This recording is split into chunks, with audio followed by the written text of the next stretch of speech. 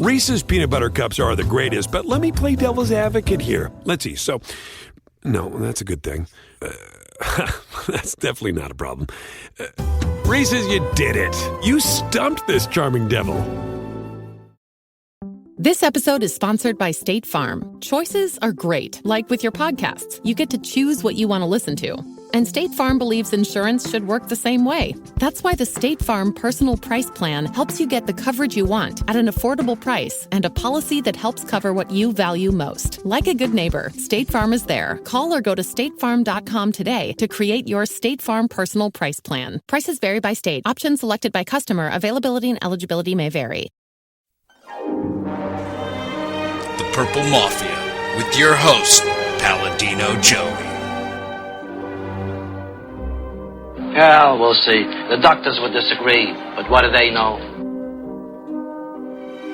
So let's just say that you'll pay me because it's in your interest to pay me.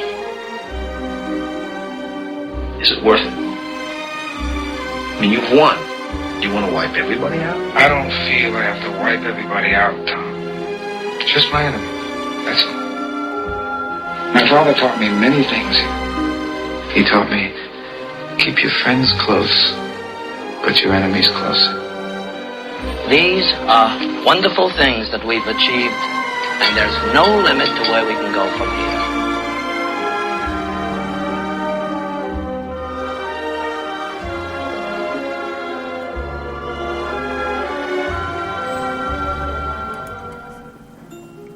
Welcome to the family here on Purple Mafia.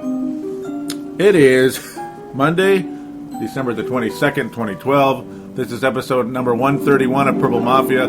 I am your host, Paladino Joey, or Joey Awajan.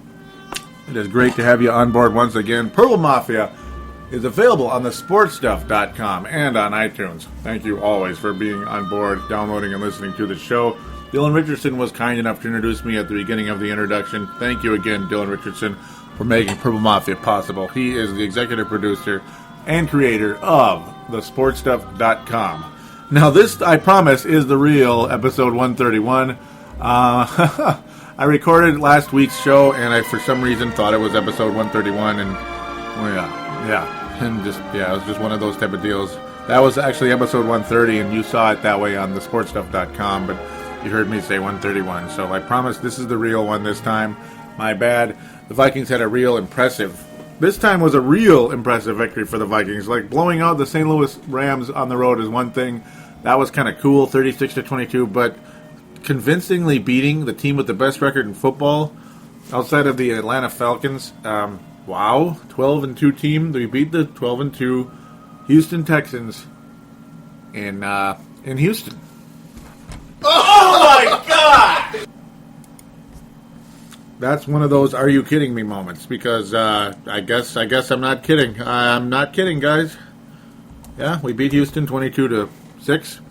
Okay, I'll take it. That was absolutely ridiculously awesome. Houston did not get into the end zone. Whoa, amazing.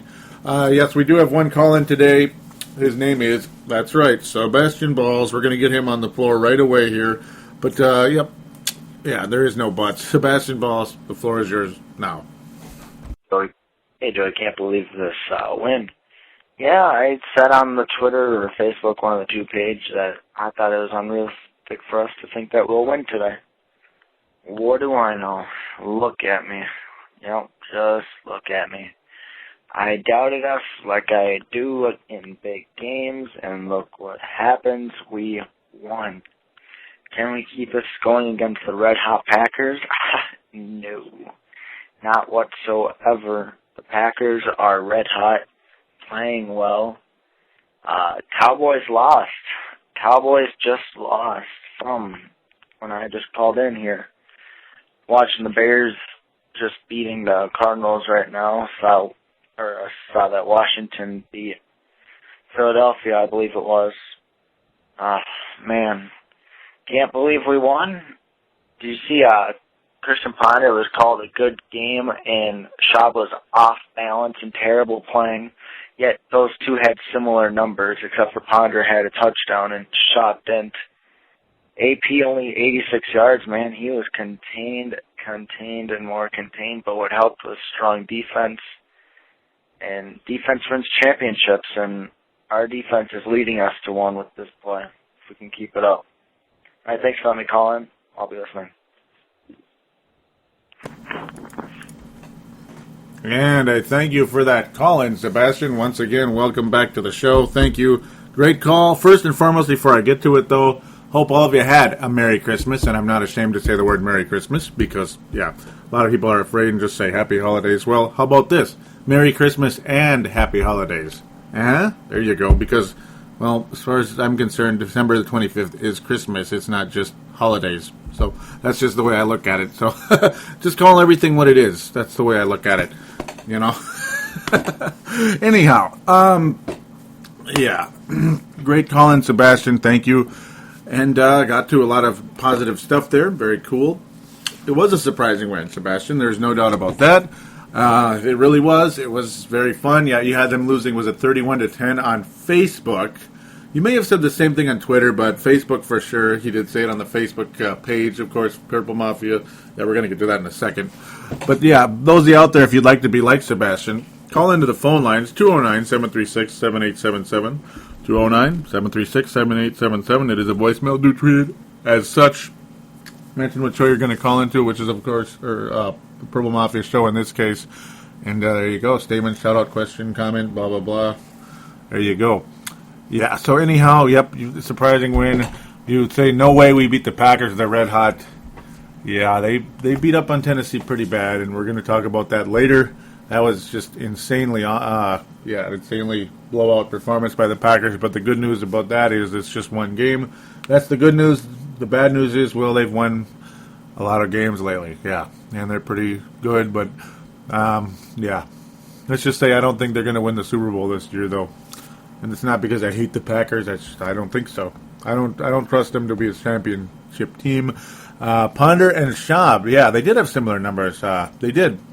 But Schaub was just, he struggled. Their numbers are similar, but Schaub looked a lot worse. Okay, the score was actually 23-6. Excuse me. I got confused with that stupid St. Louis game with the 36-22, 6s, 3s, and 2s. It's basically been a very big, it's been very familiar the past couple of weeks here. It's been, weird. Okay.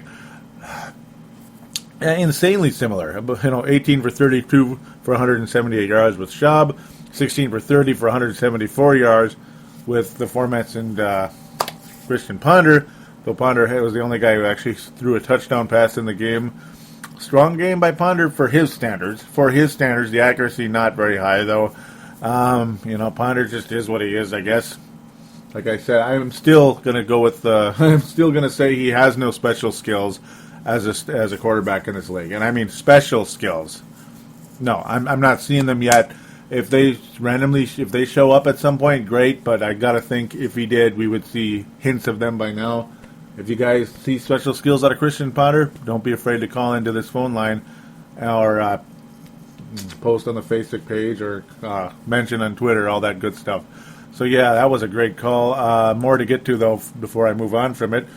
Yeah, Schaub did make some terrible passes down the stretch. He was not that great. He really wasn't. And Matt Schaub, to me, isn't a great quarterback. But you got a great running game. You do have a great receiver to help him out. Good O-line and a outstanding defense in Houston, Texas. So I guess he's definitely good enough to help those Texans win. And I got to think if Matt Schaub was the quarterback of the Vikings, we'd be 12-2 right now. When you look at our defense, as good as it can be, little Jekyll and Hyde-like at times. The Tampa Bay game, they looked like crap. Washington game looked like crap, but Ponder helped out in both cases as well. Especially the Washington game with his pick six to the wonderful, amazing Medea Williams.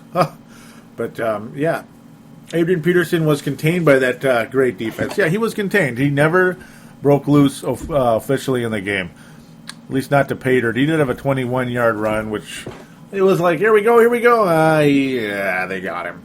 Oh, well. But he still had a very good game. He did get 25 rushes. His carries, kind of similar to earlier in the year. His average, only 3.4 a game, or a carry. Very similar to early in the year. Ponder, a lot of yards in the game. He did fumble which gave us a pretty big scare fairly early in the game. I believe it was the second quarter, if I remember correctly. Yeah, of course I remember correctly. It scared us a little bit there, but luckily the Vikings hung on in this one. A big, unbelievably big win along the way. We're going to get more into the actual game review as we continue into the Purple Mafia Facebook page and Twitter and all that. And overall numbers, that's mostly for me to get into. I'm going to try to not read so many in-game stuff, but don't stop posting them because it's fun. You're interacting with each other. That's the whole idea, and you can interact with me during the game, but I'm going to try to chill out on some of the in-game stuff unless it's like really, really something that needs to be mentioned on the show, because if I'm only reading comments the whole time, listeners may or may not like that, though I'm sure I'm going to try to keep as many of you listeners involved as possible that are kind enough to post on the page or mention on Twitter, tweet on the Twitter account. So don't think I'm going to start cutting down on everything and you're never going to hear your names again. Yeah, you'll still hear your names. So don't worry. I still want this show's model to be about you guys out there. You guys do count. You guys absolutely count, and I'll continue to give my opinions and be pals, Joey, like I've always been. So, great call, Sebastian. Yeah, Adrian Peterson did get contained, but you say great defense by the Purple. I agree, and you're thinking hopefully we can lead us to a championship. Well, maybe. Maybe. New York Giants won games, barely sneaking into the playoffs. They won titles that way. San Francisco was only 10-6 back in the 1988 season. They were 10-6, but it was like, I don't know, of course, everybody's like, well, it was the 49ers anyway.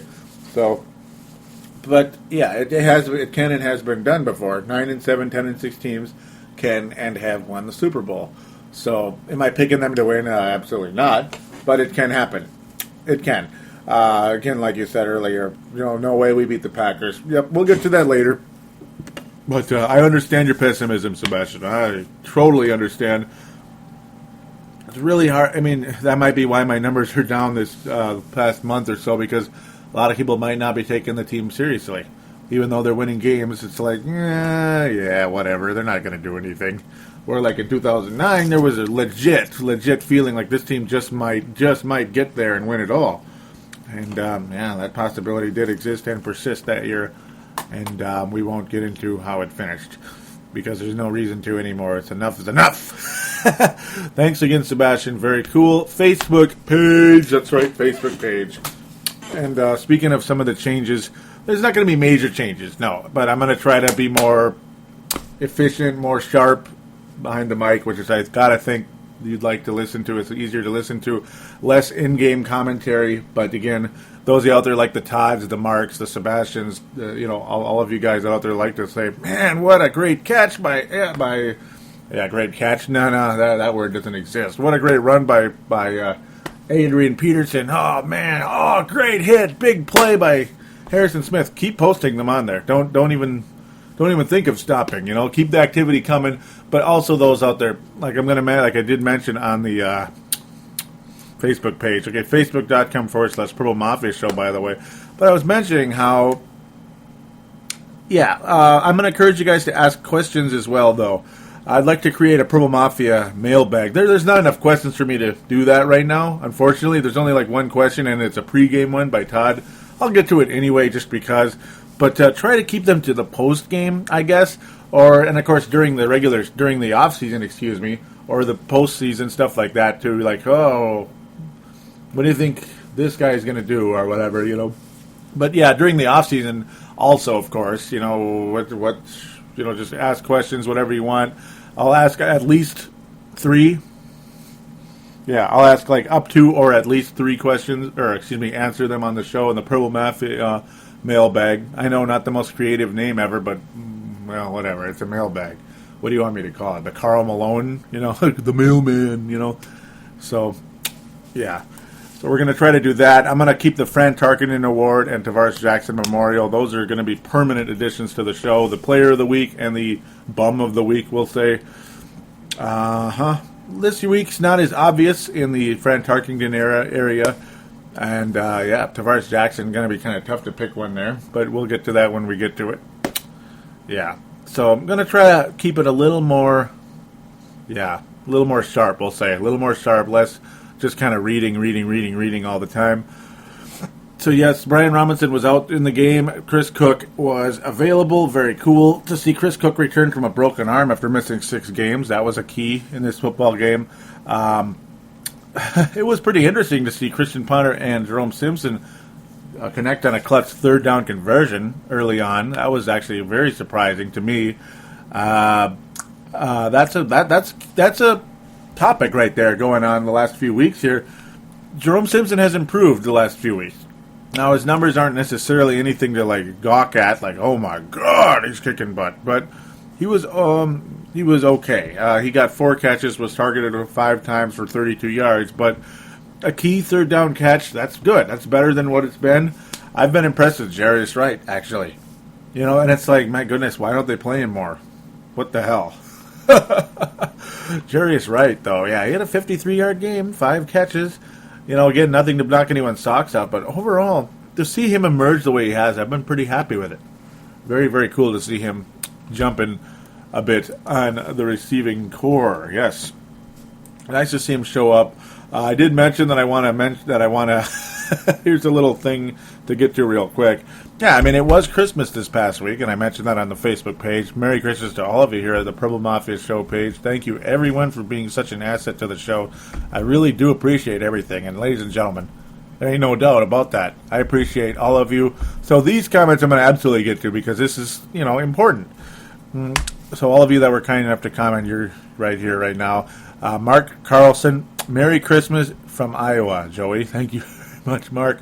Merry Christmas, Joe, says Todd Vandermay. Yes, sir. He is out of Indiana.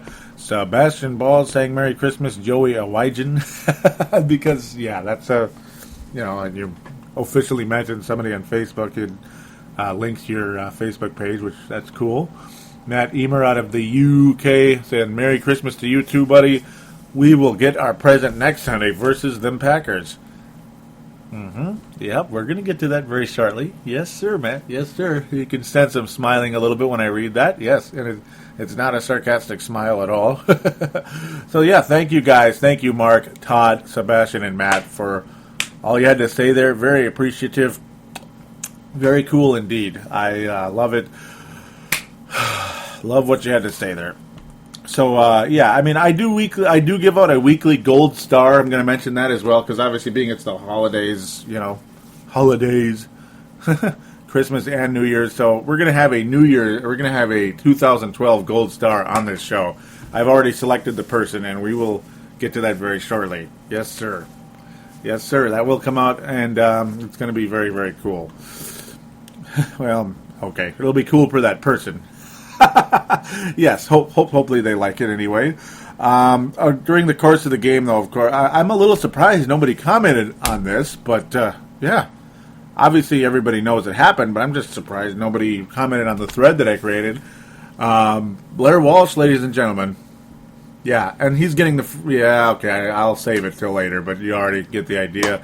Blair Walsh hit a 56-yarder during the course of the game. That gives him 9, 50-plus field goals in the season, and he has made all 50 of his attempts in that category.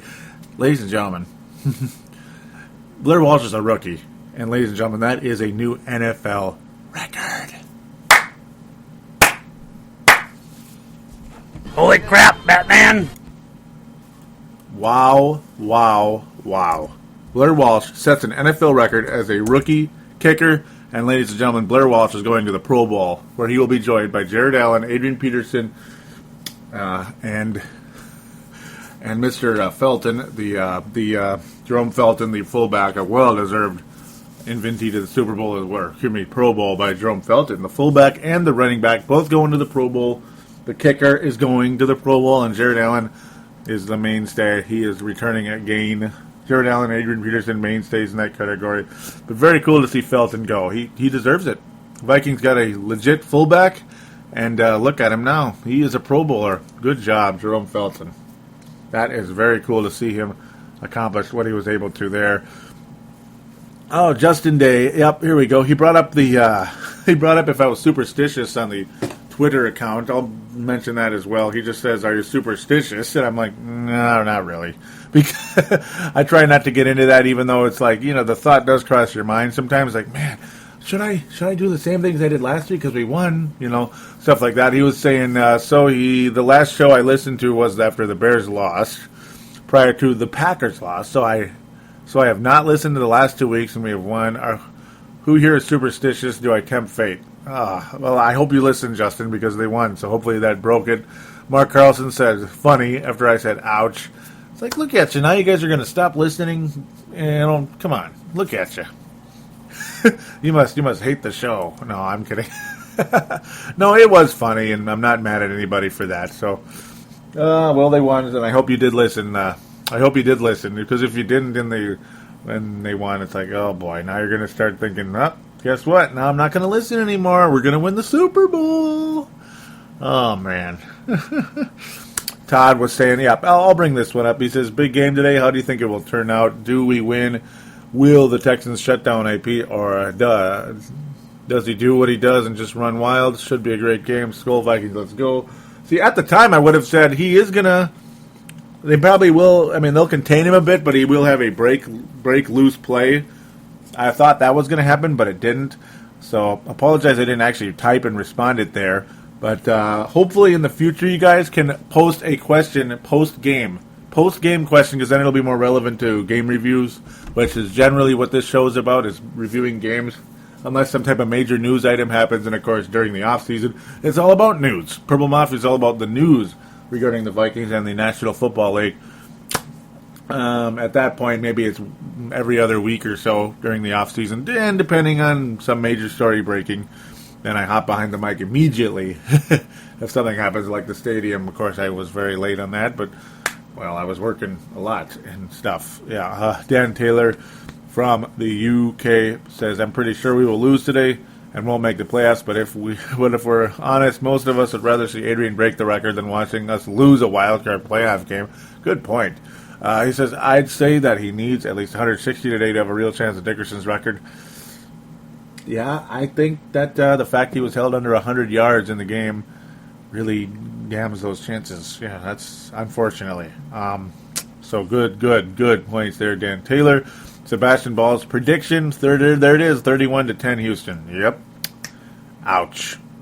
So Brent Jacobson saying he was glad that Sebastian was wrong, and Sebastian says ditto. Yep, Mark Carlson talking about he was watching the game with his wife. Gotta like that while making cookie dough. Merry Christmas to all my friends at Purple Mafia. Mark from Iowa. Thank you very, very much to happen. Thank you very much for what you had to say there. Yes, sir.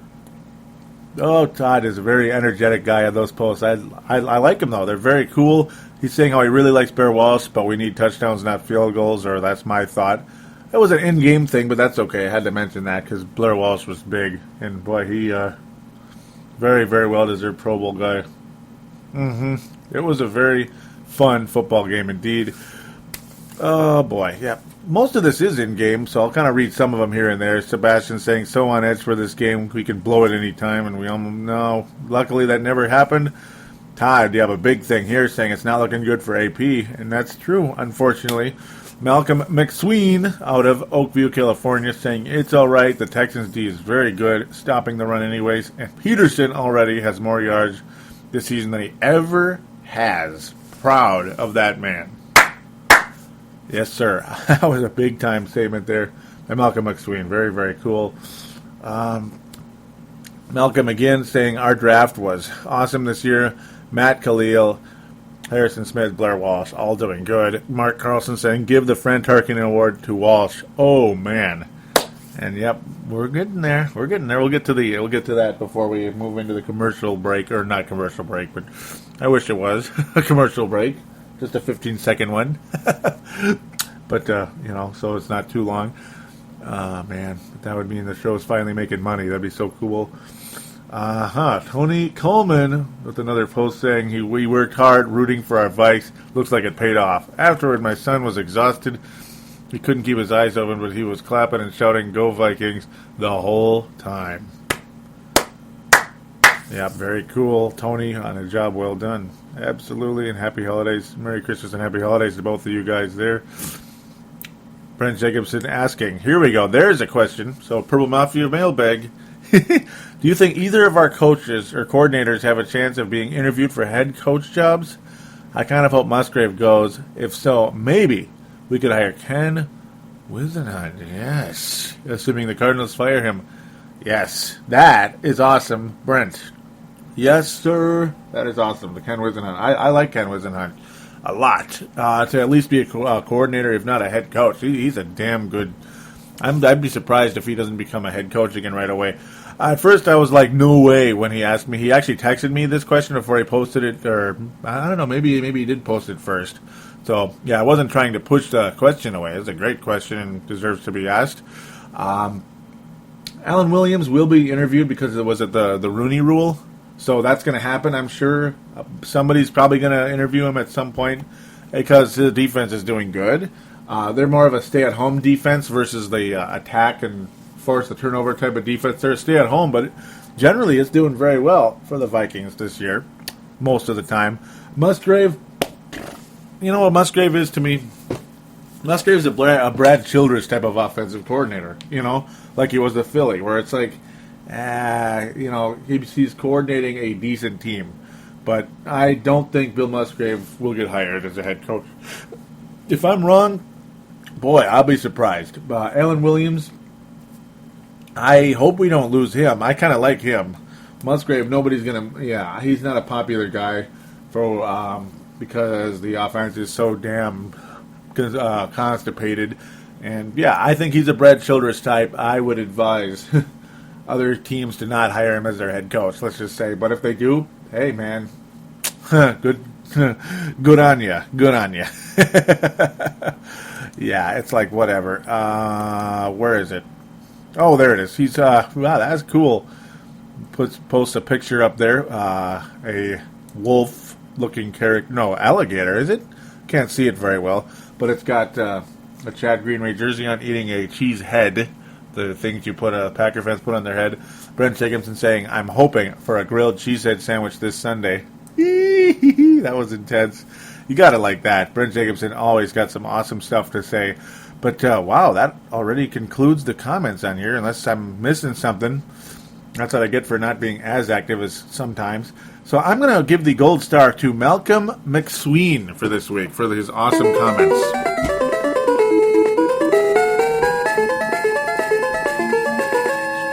there it is. Malcolm. Yes, sir. Malcolm out of Oakville, California. Gold Star winner for this week. Week 16 in the NFL season. Congratulations. There you go. Silver Star going to Brent Jacobson. Absolutely strong comments. Very cool. So Brent Jacobson, Silver Star. Malcolm, Gold Star. And now, as we're ending the Facebook part, well, we're going to quickly go to Twitter, and I will name the Gold Star winner of the year. And nobody... Yeah, obviously, and it's not a shot against, or it's not anything against anybody. I mean, a lot of people could easily get it, but I'm gonna make a choice this time for this guy. Sebastian Ball is saying, "Skull Vikings. Let's be honest, it is realistic to think we'll win," and of course it wasn't. This is of course on the Twitter account, twitter.com/Purple Mafia Show or at Purple Mafia Show. Do give it a follow. Where is he? Sebastian Balls again. Sebastian _ Balls, BAHLS. So give him a follow, guys. He just finally got on Twitter not too long ago, so give him a follow if you'd like to. Same with Justin in Rochester, JDay _24. Sebastian continuing saying, if we lose the next two games, you guys does a smiley face. Smiley face, look at you. Because we're in the chase and we weren't expected to get more than 3 wins. He was saying we weren't expected to get more than 3 wins, so he'd be happy at least that we were in the chase. So, yeah, a little different than what you were saying last week, but that's okay. Nothing against you for that, I suppose. It was nice that we were in the chase versus the total garbage we had the last 2 years, and so I do actually agree with that. It's nice now. We're really in the chase after the win against the Houston Texans. We're going to get deeper into playoff conversation, ladies and gentlemen, as I get through this Twitter account here very quickly. Brent Jacobson at Brent for Liberty, the number 4, that is, saying that, I love seeing Gerhardt score. Am I the only one who was left wondering where was Adrian on the last drive? Yeah, I don't think you're the only one. Like, come on, give him the ball. Let's see him at least get over 100. Good thought there. Justin Rochester saying he was only half serious about the superstitious comment. That's funny. Sebastian now, post-game, here we go, saying the Vikings are 109% in control of their future, win and in. And that's right. That's it, win and in. Very cool. Brent again saying, I'm friends with your buddy, Joey, Purple Mafia Show. He's talking to Farzine, so the former host of the Chiefs Zone, maybe future host again, Kansas City Chiefs guy. Those guys are, So having a little conversation here. Brent Jacobson and Farzine Vasugian. He's actually the guy that brought me to, he's the guy that brought me to the sportstuff.com way back in late 2007. Brought me over to there. I didn't officially start until January 28th. It was a Super Bowl preview. January 28th, 2008, Super Bowl preview, Giants and Patriots, the first one of those. Just an awesome Super Bowl. Oh, that's the second show I ever did was covering that Super Bowl. Man, so cool. Now I'm almost 300 shows in already when you combine all the shows together. Man, that is... Wow. Anyhow, I always go down memory lane when I talk about Farzine because, he goes all the way back to the beginning of my podcasting career in 07, 08. Farzine Vasugian saying, nice. Joey's great at his work. I hope the Vikings make the playoffs. Very deserving team. AP with a great year. Thank you, Farzine. And he says he appreciates the support because Brent Jacobson is kind of a closet Chiefs fan also, apparently, so that's cool. Very, very cool. Listening to the Chiefs Zone as much as I did, and I would still be listening to it today if I could, if the show still existed. Hopefully it does again someday. But, first and foremost, I love their color scheme. They kind of have that old Atlanta Hawks colors, red and yellow. I love red and yellow together. It's just awesome. And the Chiefs kind of like, Minnesota Vikings and Kansas City Chiefs.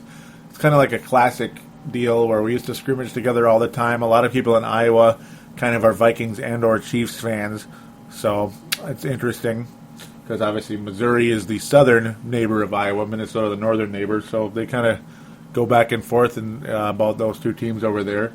Just like in Wisconsin, there's a lot of Bears and Packers fans down in southern Wisconsin, so it gets interesting.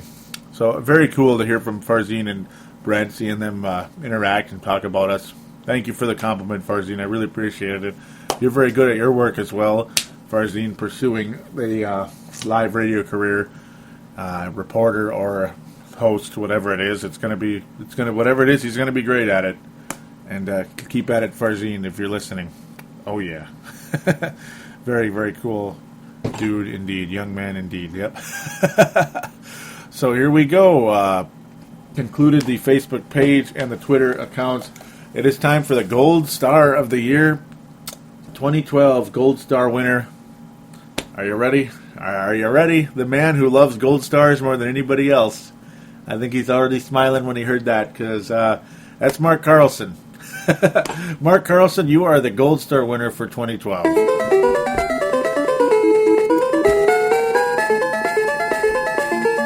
There it is. I remember back in, a few months, was it a month ago?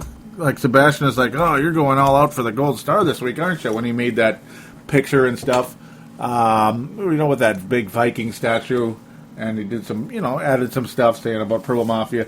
Yeah, you know what? See, I actually didn't give him the Gold Star that week. I don't know, that might have been on purpose, just because I want to make everybody think that we got to fight for a Gold Star. You know what I mean? I don't even know why I didn't. I think maybe there was a comment that was really awesome. But no, it was no slide at that. Ultimately, that picture helped you get this award. So you did get a Gold Star out of it, the big one for the year. And, of course, lots of great comments. Great new follower. He's been helpful bringing new listeners in. Gold Star of the Year, Mark Carlson, no doubt, the winner of it. And though other people could have gotten it as well, no doubt about it. Lots of other people well-deserving. Sebastian Balls, Brent Jacobson, Todd, Malcolm, all you guys. You guys are great. Thank you all so very much. Dan Taylor has always been great as well. Awesome. That guy really hits the issues hardcore, does Dan Taylor. Yeah, if I ever make a web page for this show and add like a blog to it, I'd like Dan Taylor to be a part of it. Yeah. I love it. He is He is good when he writes on there. Very cool. So thanks again, all of you, for being a part of this show this whole year, 2012. This will likely be the last show of 2012. Yeah, I'm debating. No, I might be able to record it on the 31st. Actually, I do have it off, so I guess, of course, thankfully. So maybe I'll have a game there. Maybe I should have waited on the gold star, but I was going to give it to you anyway, Mark. But, oh well. I was mixed up with the times, but depends on when. I keep forgetting that the 31st keep thinking it was Sunday, but it doesn't really matter either way. What happens? I was definitely not going to record on Christmas Eve. No, it's just, that's not I could have, but that's like, no, I'm not recording on Christmas Eve. Are you kidding me? In the nighttime, maybe in the day, but I was kind of busy during the day. And then, I was busy during the day. And then Christmas Day, recording, bothering Dylan. Hey, man, where's my Collins? I just didn't feel like bothering him. That would be kind of tacky of me to do that. Even if it takes a second and all that stuff, it's still tacky for me to interrupt his day. You never know what he's up to. Might not even be home anyway. So, Merry Christmas, Dylan, out there. I hope, if you're listening, hope he is. I think he is. So, there it is. Congratulations to the gold. Silver Star. I had to give a Silver Star in 2012, and that is going to go to Brent Jacobson. Yeah, Brent Jacobson's getting the Silver Star for 2012. Lots of great comments, lots of things he had to say. Always on he's always on there posting stuff. Now, Sebastian also as well. The Passion Award should go to Sebastian. That is Passion Sebastian. There you go. Absolutely awesome. Sebastian's been awesome all year. He's been a great, loyal listener as well. It's like, I hate to not give awards to everybody. Because you guys all of you deserve something, you're terrific. But, yeah, Brent Jacobson, have to recognize he has some fun one-liners. He has some bits. He brings a lot of stuff to the table. He really does. He's a very big help to the show. Even just little text here and there. At times there may be lots of text here and there during the week. Always has something cool to say. So, Silver Star for 2012, Brent Jacobson. There you go. But before we start doing our preview for the Green Bay Packers, we got to conclude the review for this game. Had to get to some of that conversation first, though, with Mark Carlson and Brent Jacobson, the award winners for the year, you could say. Yes, they are. Vikings did get 4 sacks in the game. Jared Allen with 1, Fred Evans, Antoine Winfield, and Harrison Smith. The Vikings secondary, especially, and Harrison Smith and Antoine Winfield, just been awesome all year. Those two guys carrying the defense in a lot of ways. Harrison Smith forcing a fumble, Jasper Brinkley forcing a fumble as well. A couple turnovers by the Houston Texans. It was very nice to see. A.J. Jefferson recovered a fumble also, as did Everson Griffin's kind of always been everywhere most of the year. I got to think he's one of the more improved players on the team. Kind of cool to see A.J. Jefferson being a part of things, and he actually did fairly well. We acquired him from the Arizona Cardinals very late in the preseason. Yeah, he was inactive for a long time. Now he's actually been okay, just like a guy by the name of Jarius Wright, who was inactive forever. Now he's one of the leading receivers the past few weeks here. John Carlson was targeted twice during the game, did not make a catch. There's another guy who's was in and out a bit this year. You look at Jarius Wright's numbers and you're like, he hasn't done anything for this year, but no, he's been a factor. He was targeted 9 times during the game. Number 1 target for the Vikings yesterday, believe it or not, for Ponder. Speaking of number 1 targets, Kyle Rudolph, the red zone king of the Vikings in the passing game with now 9 touchdowns. That is absolutely insane for the Cincinnati, Ohio native Kyle Rudolph. Wow.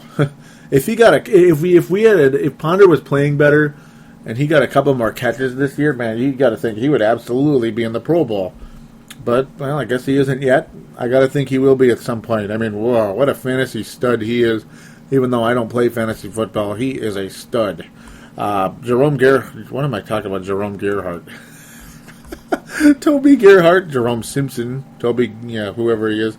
Toby Gerhardt was solid in the game. Got about 4 yards of carry. Got into the end zone. A red zone play for Toby Gerhardt. Even Jarius Wright with an 8-yard rush, attempting to be like a Percy Harvin. You know, and you know what's kind of sad? We're going to be making the playoffs without Percy Harvin. Isn't that depressing? If we do make the playoffs, and I think there's a legit chance we can, no Percy Harvin. Now, that's sad. Gerhardt's touchdown was his first of the year. His number's a lot lower than last year for the season, but that's because Adrian Peterson's been healthy and amazing. He is just below 1,900 yards on the year. He's obviously far and away the league leader in that category, rushing yards, almost 500 yards ahead of everybody else. Still 11 touchdowns, 1898 on the year. He needs 102 to be a 2,000-yard guy, and I got to think against Green Bay's defense he will do that. Again, we are briefly going to get to that here. Christian Ponder, as mentioned, the only turnover of the game was a fumble by Christian Ponder, a fumble lost. That's unfortunate. Blair Walsh made all three of his kicks, one of them for 56 yards, which was the record setter.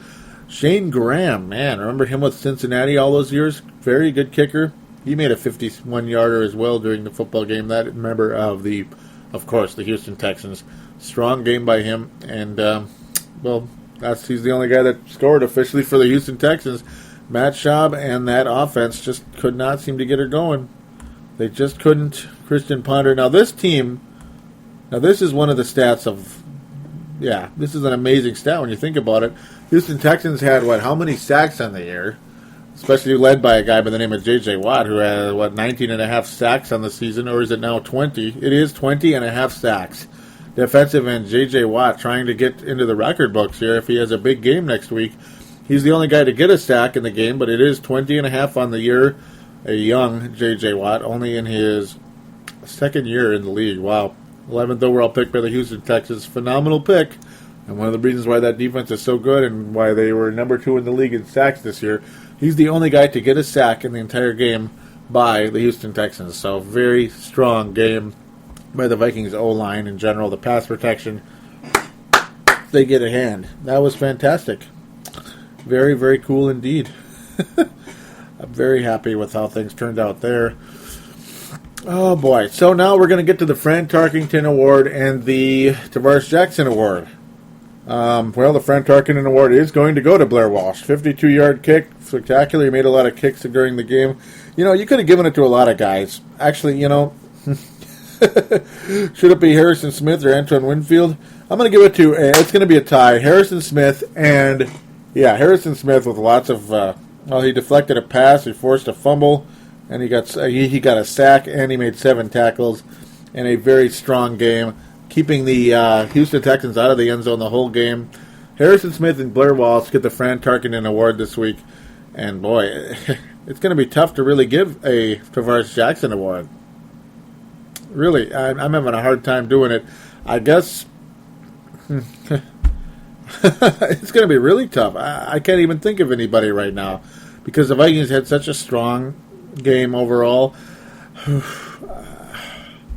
It's tough. I mean, I guess I'm going to give it to... my head is just bouncing all over the place. I am going to give the Tavares Jackson Award to Christian Ponder. No, I can't do that. Even he was really good. I guess the Vikings coaching staff, and only for not giving Adrian Peterson the ball more. Okay, down the stretch. Okay, I can't even do that. That's terrible. That's terrible, isn't it? I'm not even going to... I don't think I can really name a Tavares Jackson Award because nobody really stuck out as making a horrible play. And if my mind is going blank, I'm sorry. I apologize for that. It's unbelievable. I guess, okay, I'm going to give it to... Now, Michael Jenkins, I'll give it to him, I guess. Even he was okay in the game, but, I mean, there was a play, the one pass he didn't, he was targeted 3 times, made 2 catches. The one play, that's what I'm going to do. I'm going to give it to him, to Michael Jenkins, because now that it's coming back to me, the one time he didn't catch the ball, I mean, the guy barely jumped. It was a very catchable pass, I got to think. It wasn't a terrible pass. It wasn't a great pass, I should say, but I think it was catchable had the guy jumped a little bit. I mean, he must have got 3 inches off the ground, Michael Jenkins, on that attempt. It was a joke. I mean, I was on the phone with Marcus the Forecaster, who is my co-host on Timberwolves Explosion. I mean, we love sports, man.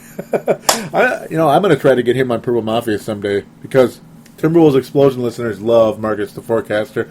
But yeah, it's going to go to Michael Jenkins for just pathetic effort on a pretty catchable pass that ended up, leading us to kicking the ball.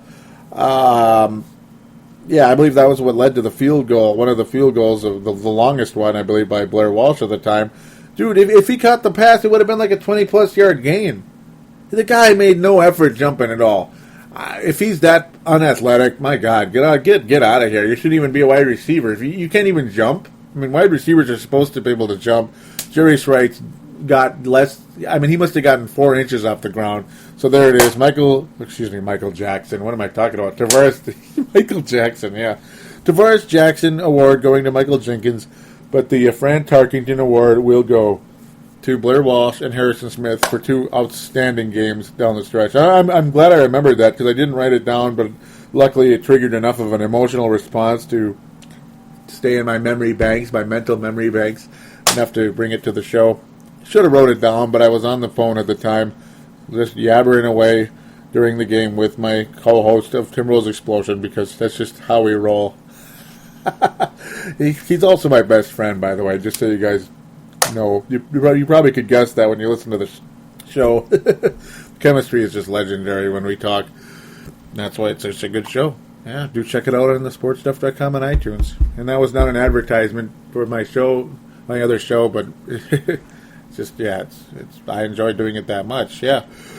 Just like I enjoy doing this one. And it's time to enjoy the Minnesota Vikings' possibility of making the postseason, because we're going to take a quick break and we will get into the Green Bay Packer review. But first, before that, of course, NFC North Roundup. We're going to preview the Packer game coming up this weekend. Week 17, a 3:25 or 3:15, start for that game. I kind of hate those games, but okay, not really. Yeah, I kind of hate the start time a little bit. I like to, but then again, the one other one this year actually ended up being one of the more fun games of the whole year, just because the company was great. It was just a fun day, and all that good stuff. But yeah, we're going to get into playoff implications for the Minnesota Vikings and the National Football League as a whole. The AFC is pretty straightforward. The NFC, not so much. Yes, sir. We'll be right back right after this.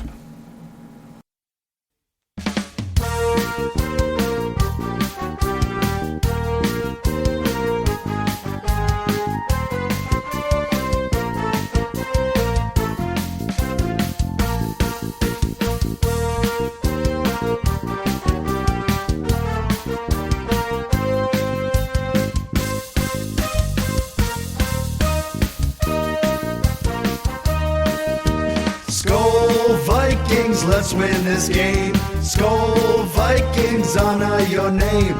Go get that first down, then get a touchdown. Rock 'em, sock 'em, fight, fight, fight, fight. Go Vikings, run up the score. You'll hear us yell for more. V-I-K-I-N-G-S. Skol Vikings, let's go. Skol Vikings, let's win this game. Skol Vikings, honor your name. Go get that first down, then get a touchdown. Rock 'em, sock 'em, fight, fight, fight, fight. Go Vikings, run up the score. You'll hear us yell for more. V-I-K-I-N-G-S. Skol Vikings, let's go.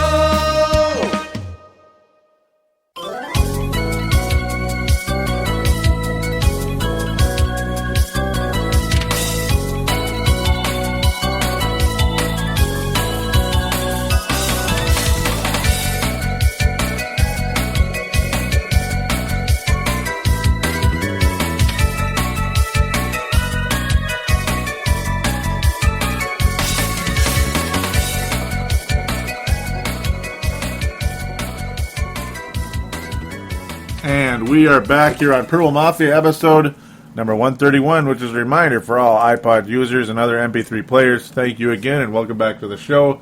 Don't forget about Double Twist, those of you out there, the Android users. Yeah, you can get the show on iTunes, and of course, download it to your iPod and other MP3 players. But those of you out there that have an Android device, you can also get Double Twist, which mirrors iTunes, and download this show and or Timberwolves Explosion as well. Thank you again. Do get Double Twist if you have an Android device and you'd like to listen to the show without having to be in front of the computer. Yes, or having to buy an iPod. So, yeah, here we go. Green Bay Packers. Yeah, that's right. The Green Bay Packers defeat the Tennessee Titans in our NFC North Roundup. A 55-7 devastation of the Tennessee Titans. Yeah, do I have to even talk about it? I guess. Aaron Rodgers completing 1 million passes. Yeah. Well, 27 of 38, good for 71%. Quarterback rating of 125. 3 touchdowns, 0 interceptions. What more is there to say? Jake Locker in Tennessee did not do good at all. Completed barely 40%. Intercepted twice in the game. Threw for a touchdown pass and a quarterback rating of 41. Tennessee is just not a good football team. Green Bay Packers took advantage of it just like the Vikings did earlier this season in the Metrodome or Mall of America Field. A strong, very strong performance by the Green Bay Packers beyond belief. I didn't know the Packers still had 50 points in them, but apparently they did. Other amazing efforts during the course of the week. Briefly here, Seattle defeating San Francisco 42-13, and the Baltimore beating the Giants 33-14.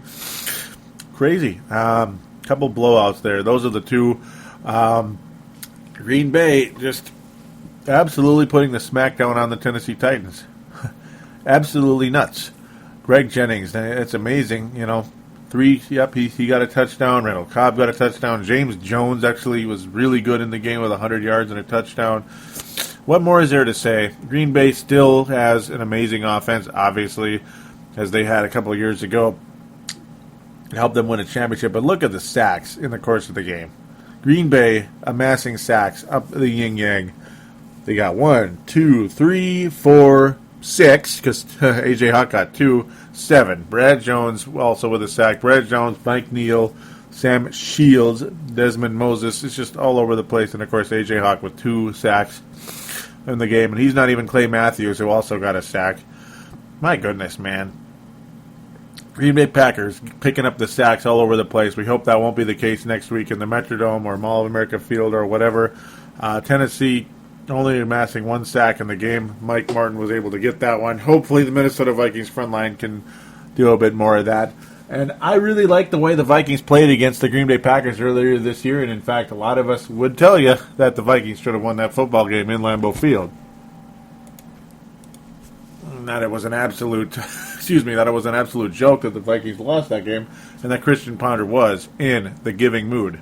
I think Christian Ponder was absolutely in the giving mood going into that game because it was kind of getting to be almost Christmas season there, and you know Ponder wanted to make sure the Green Bay Packers didn't feel lonely, and yeah, it's the season for giving, you know, and you got that wedding going on now. That's finally out of the way. Maybe that can clear. Maybe that's cleared his mind, and Ponder's finally playing better. I don't know. Still say the guy lacks special skills, and I don't think he's ever going to be a great player in this league. And I'm saying that right here on Purple Mafia Show for all of you to listen to. I don't think Christian Ponder is ever going to be a great player in this league. Honestly, I think he lacks the tools to be that type of player. But is he going to be? Does he have the ability to be an adequate quarterback in the league? Sure. So does Alex Smith. So do many others. We'll just see where things go with that. We really will. And we're happy for him. Green Bay Packers, you know, there's not much introduction necessary for Vikings versus Green Bay Packers. Honestly, do I really need to sit here and analyze the game over, up and down? Oh, boy. No, the Green Bay Packers have a great offense and a very aggressive defense. They get lots of sacks, but they also give up lots of yards. The Green Bay Packers are an aggressive defense. They can be very dominating at times when they're pressuring the quarterback. But at the same time, they can give up lots of yards as well. Luckily, the possibility exists that the Vikings can get something going. I got to think Adrian Peterson is going to have a huge game this Sunday. Adrian Peterson will easily eclipse 2,000 yards for the season on Sunday. All he needs is 102 yards. You think he ain't going to get that? Are you kidding me? He is going to get it. The Green Bay Packers can get sacks, and we know that. And I've mentioned that 1,000 times because they have a great pass rush. That is going to be interesting to see how Ponder responds to it because Hunter did not respond well to it last time. Vikings should have won that game. Vikings should have won that game. The Vikings should have won that game. They should have won that game. They should have won that game in Lambeau Field. There's no doubt about it. Packers are 4th in the league, tied for 3rd in the league, that is, with 46 sacks on the year. Houston Texans dropped behind them because they did absolutely nothing against Ponder last week. Ponder and the offensive line, they stay at 43. They had 42 coming in. Packers, almost league leaders in that category. Only 2 behind the Denver Broncos, 1 behind the Cincinnati Bengals with 48 and 47 there. And they're tied to the St. Louis Rams, who didn't do much to Ponder either in St. Louis. But I think the Green Bay Packers, the pass rush is going to be there. There's no doubt about it. But if the Vikings offensive line can hold up the way they did against Houston, there's no doubt in my mind Vikings defeat the Green Bay Packers in the Metrodome. There is no doubt in my mind. We know the rush defense for Green Bay is nothing to get too excited about. Houston's was. And Houston showed what a great rush defense can do against Adrian Peterson. It's possible to keep him under 100. Green Bay's averaging, and I even mentioned this last week. Oh, wow, it's about the same. 100 and basically 112, but it's 111.9. They have allowed 111.9 yards a game against the rush. Their pass defense is actually generally, I would think, worse over the years. It has been.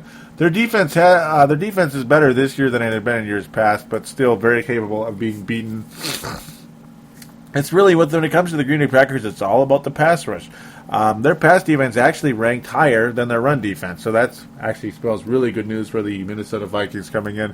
The Packers are about 10th in the league in pass defense and about 16th in the league in run defense. So the Vikings' odds of running the football very, very high coming in. That's why it's all very key. The Vikings get off to a good start, take the early lead, because then you can run the football. You don't have to play catch-up the whole game and hope and pray that Christian Ponder can complete a pass over 15 yards once in a while, or they just hope and pray to God that once maybe Adrian Peterson can break loose for a 35-yard gain or a 60-yard touchdown.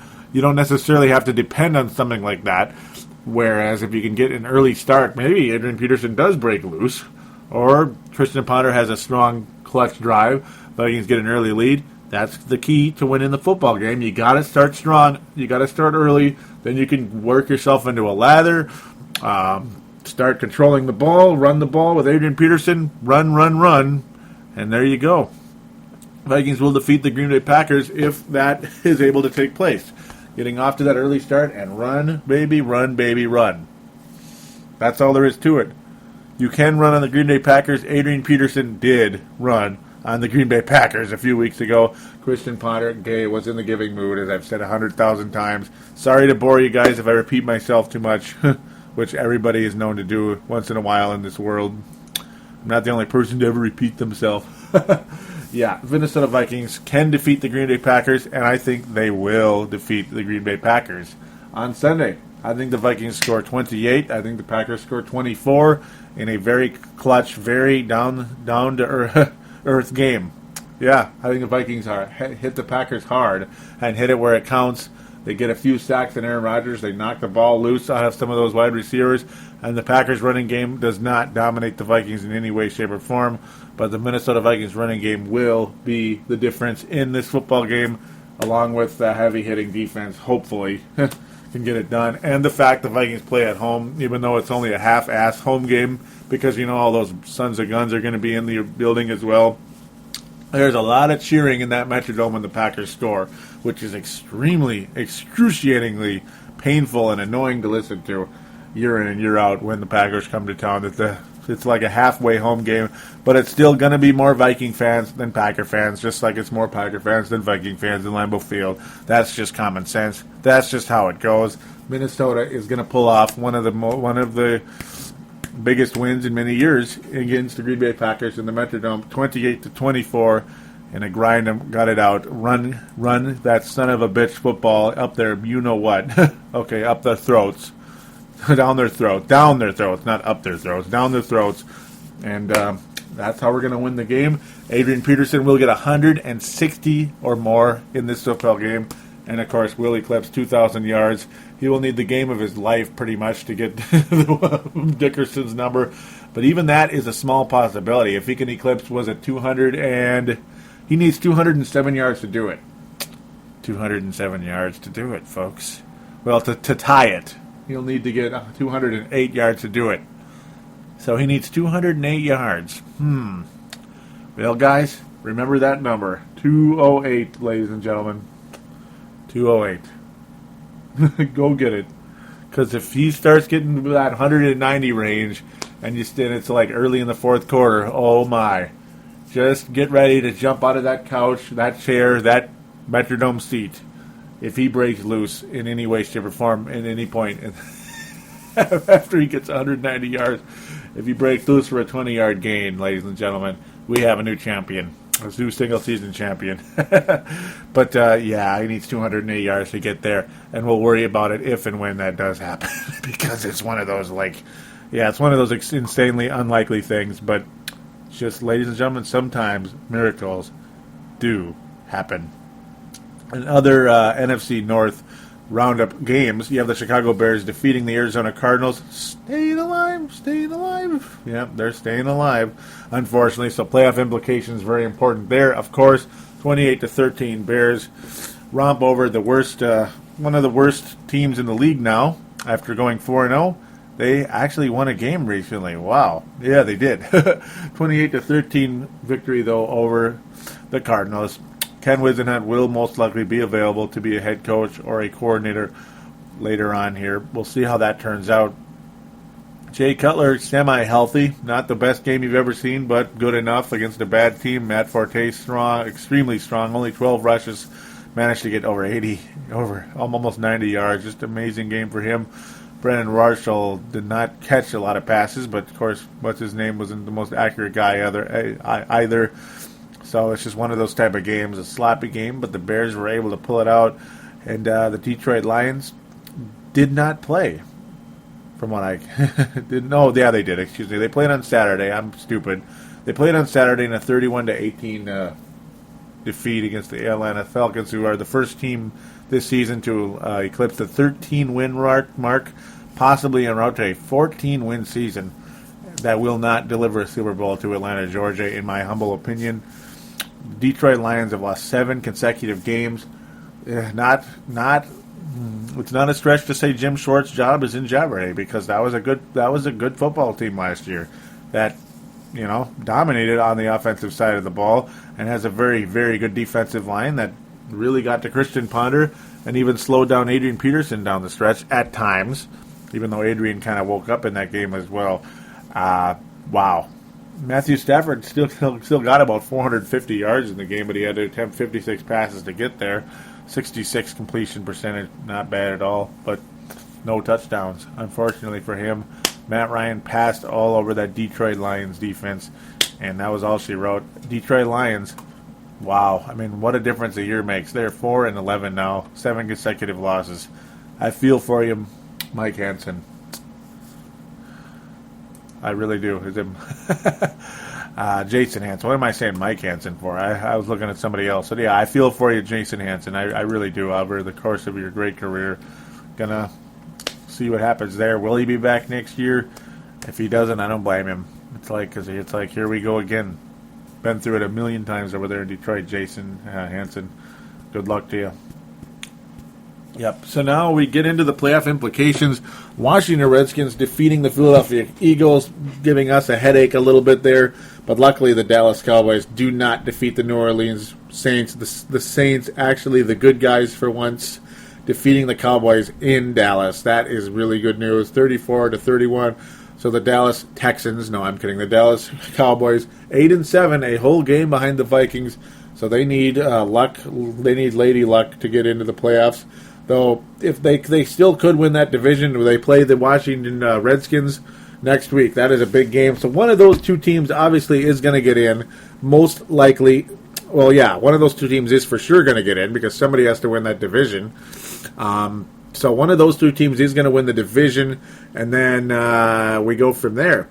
Washington is 9-6. Dallas is 8-7. Dallas at 9-7 would win the division, but the New York Giants also still alive.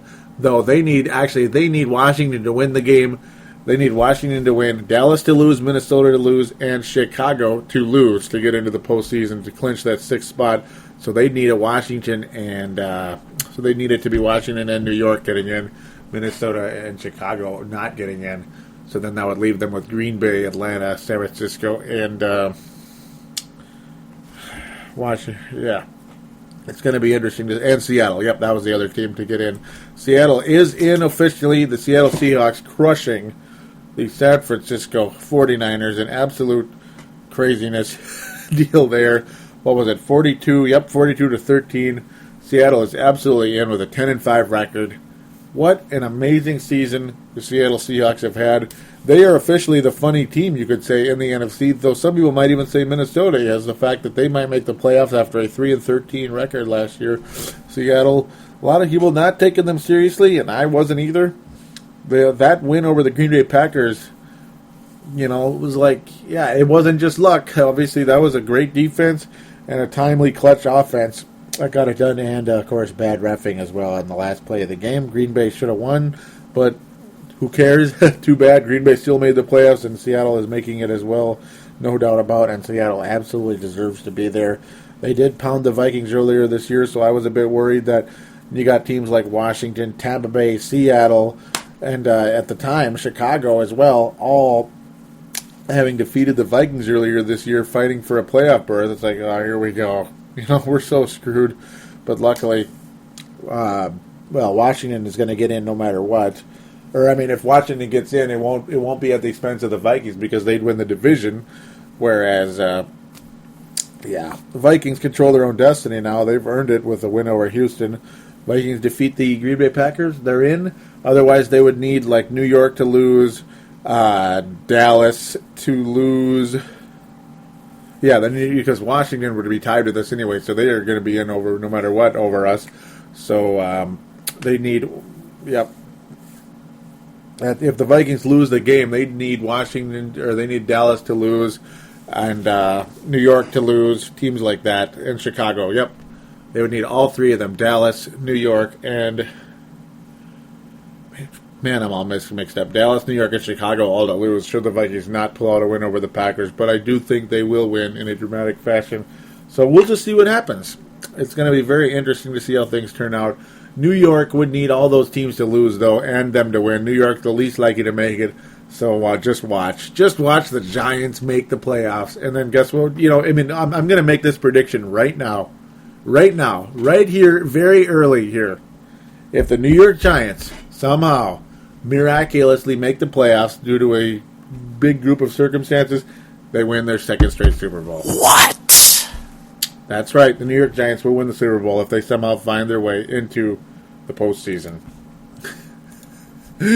Yeah, but with that said, I don't think it's going to happen. I think they go 8-8 or actually 9-7, but luck will not be on their side in the end this time. We'll see what happens. But if they do make it, they will win the Super Bowl. Yes, sir. You heard it here first. AFC's all pretty much locked up. Indianapolis Colts are in. Cincinnati's in with the 6th seed. Colts are in with the 5th. Then you got Baltimore. You got your New England. You got your Denver, and you got your Houston. We're going to see where things go there. Denver, New England, and Houston all duking it out for that number 1 seed. The most likely team to get it right now, probably the Denver Broncos, believe it or not. That is unbelievable if the Denver Broncos can have the number 1 seed going into the postseason. Woo! That is unbelievable considering how, well, they barely made the playoffs last year, and then Peyton Manning comes in with a neck injury, off a neck injury. To think that they would be that much better and that Peyton Manning would be this good. That is pretty amazing what they were able to pull off. It was very cool to see Cincinnati defeat Pittsburgh. That's why they're in the postseason, and Pittsburgh is not. So the AFC is set. It's more or less the fight over the home field in the AFC right now. Who's going to get the bye? Who's going to get the number 1 record and all that good stuff?